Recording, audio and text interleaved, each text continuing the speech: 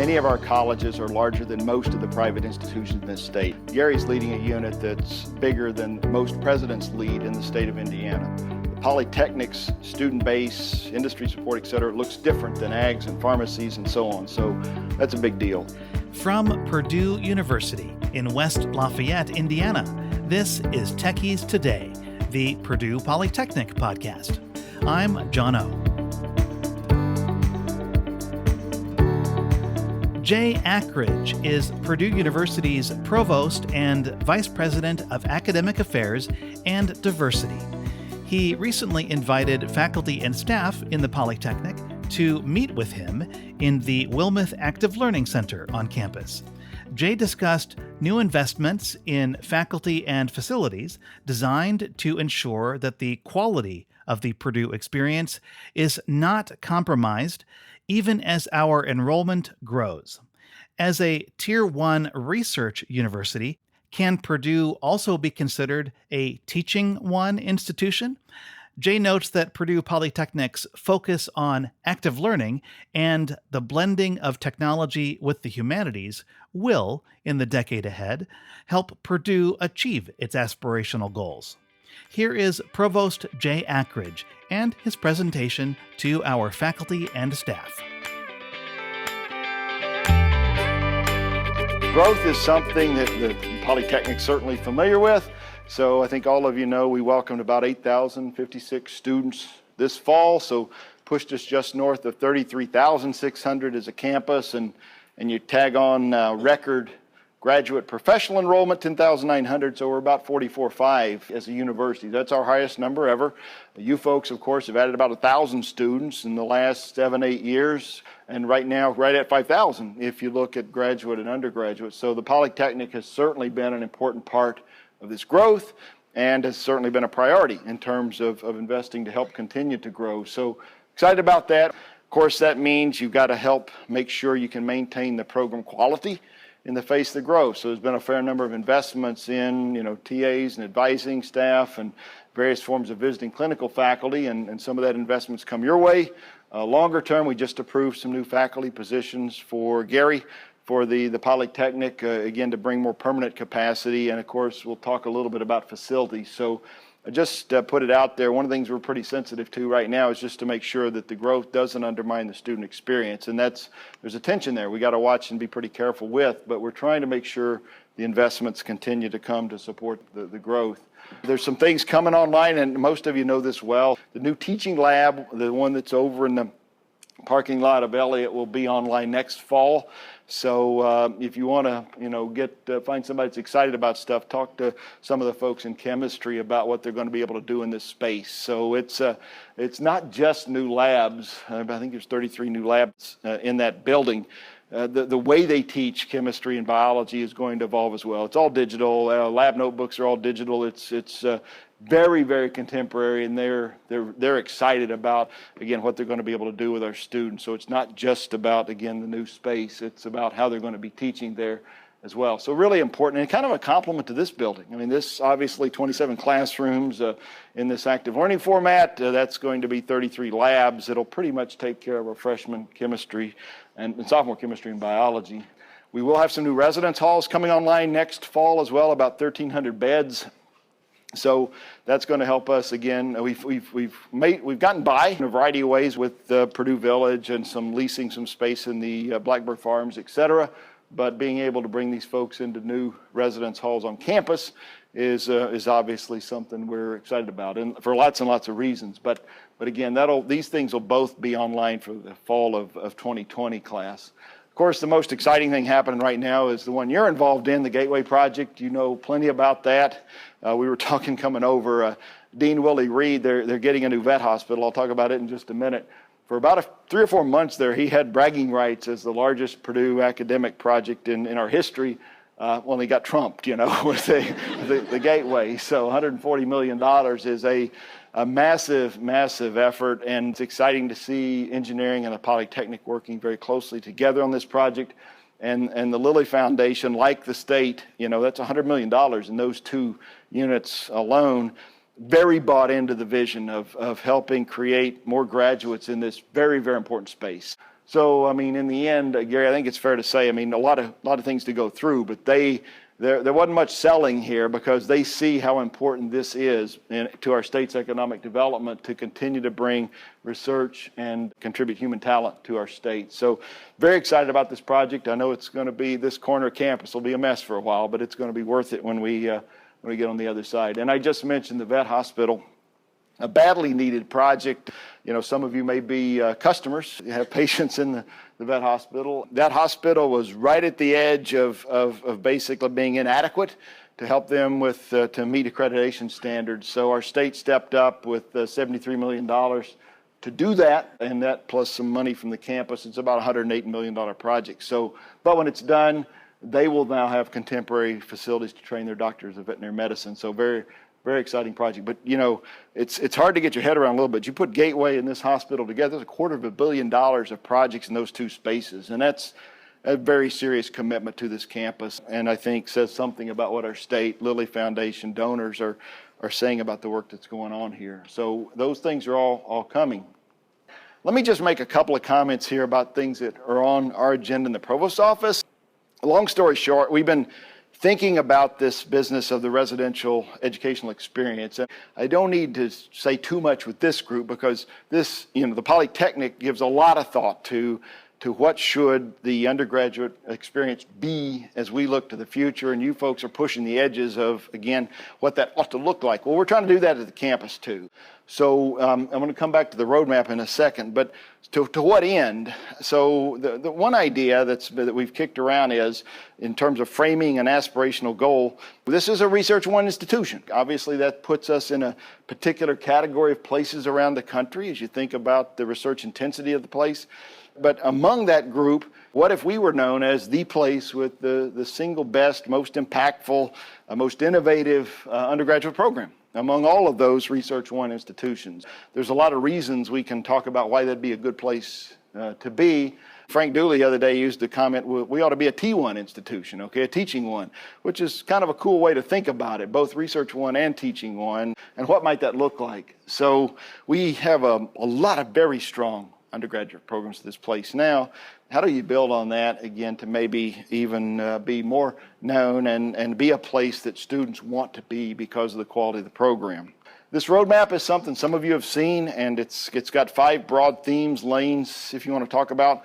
One of them is just what do we mean by great teaching? How do we support that, reward it, recognize it, train for it? There's a lot of pieces to this.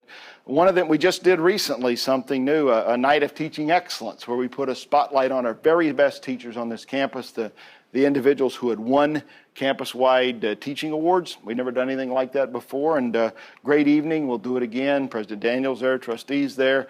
And we've done it for research. We hadn't done it for teaching, so why not? It's a small idea, but it's one that is an example of the things that are coming. The 150th anniversary professorships. We give a lot of named professorships or award those to people research, not so much on teaching. So we awarded 10 teaching named professorships again last year in this spirit. This second one I know is part and parcel to this, to the Polytechnic, and that's innovation.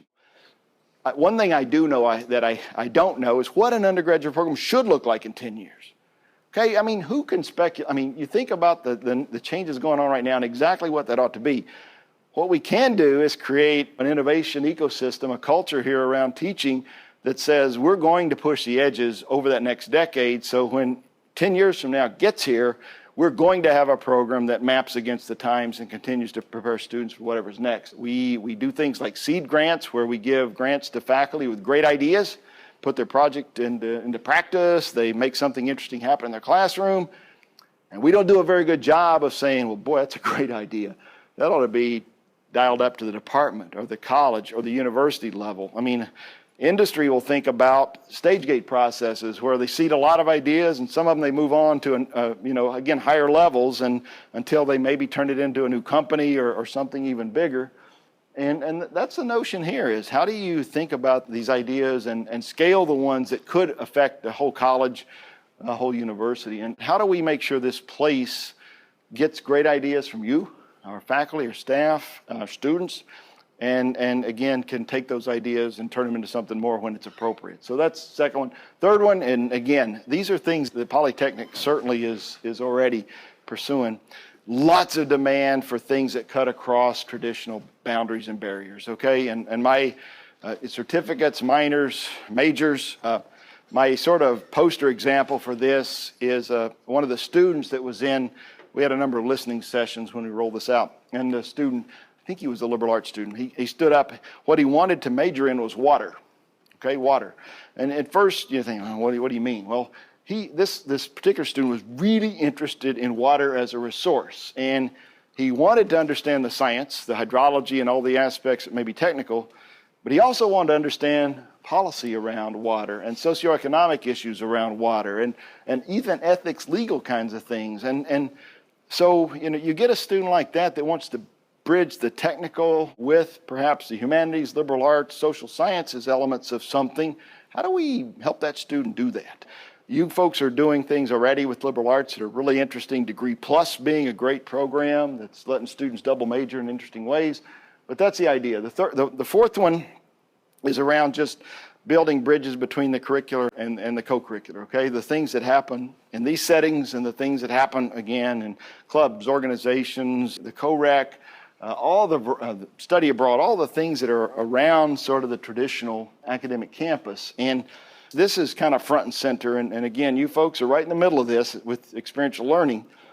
The question out there in 10 years is, why does a student pay a lot of money to go away someplace for 4 years and experience a residential campus? We have to be able to answer that, okay?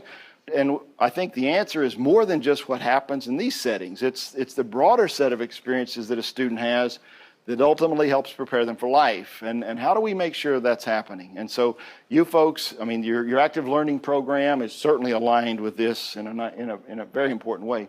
But yesterday we kicked off something called Steps to Leaps, which is intended to help meet a new generation of students, Generation Z, to help them really develop professional and personal skills, abilities to do things like deal with adversity, challenges, etc., that are just out there in front of them. Mental well-being is a very, very big deal.